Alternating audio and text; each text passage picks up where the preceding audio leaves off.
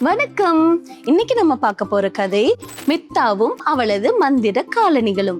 வாங்க கதைக்குள்ள போலாம். தோ இருக்காங்களே, இந்த பொண்ணுதான் மித்தா. மித்தா எப்பவும் பறக்கிறத பத்தியே கற்பனை பண்ணிட்டு இருப்பாங்க. ஒரு நாள் அவங்க பள்ளி முடிஞ்சு வீடு திரும்பிட்டு இருக்கும் போது ஒரு ஜோடி காலணிகளை பார்த்தாங்க. அந்த காலணிகள் மேல சிறகுகள் இருந்தது. அதை பார்த்ததும் அவளுக்கு ரொம்ப பிடிச்சிருந்தது. உடனே மித்தா என்ன செஞ்சா தெரியுமா? அத அவ போட்டுக்கிட்டா. போட்டதும் அவ பறக்க ஆரம்பிச்சிட்டா. பறக்கிறதுன்னா அவளுக்கு ரொம்ப பிடிக்கும் இல்லையா? இன்னும் அவளுக்கு அளவு கடந்த மகிழ்ச்சி ஆயிருச்சு. பறந்துகிட்டே இருந்தா. அவளுக்கு களைப்பு போகிற வரைக்கும் பறந்துட்டே இருந்தா. வீட்டுக்கு போனதும் அவ பெற்றோர்கிட்ட மந்திர காலணிகள் பத்தி சொன்னா. அவ அடுத்த நாள் பள்ளிக்கு பறந்தே போனா. அத பார்த்துட்டு அவங்க நண்பர்கள் எல்லாம் ரொம்ப வியந்துட்டாங்க. ஆனா ஆசிரியைக்கோ அதுல விருப்பமே இல்ல. ஏதோ ஒண்ணு நடக்க போகுதுன்னு அவங்களுக்கு தோணுச்சு. ரொம்ப சீக்கிரமாவே மித்தாவோட நண்பர்களுக்கு அவ மேல பொறாம வந்துருச்சு. அதனால என்னாச்சு தெரியுமா? யாருமே அவ கூட பேசுறதே இல்ல. எல்லாரும் அவ கூட பேசுறதையே நிறுத்திட்டாங்க. மித்தா ரொம்ப வருத்தப்பட்டா. சரி, நம்ம காலணிகளை கொடுத்தாவது அவங்க நம்ம கூட பேசுவாங்கன்னு நினைச்சு அவளோட மந்திர காலணிகளை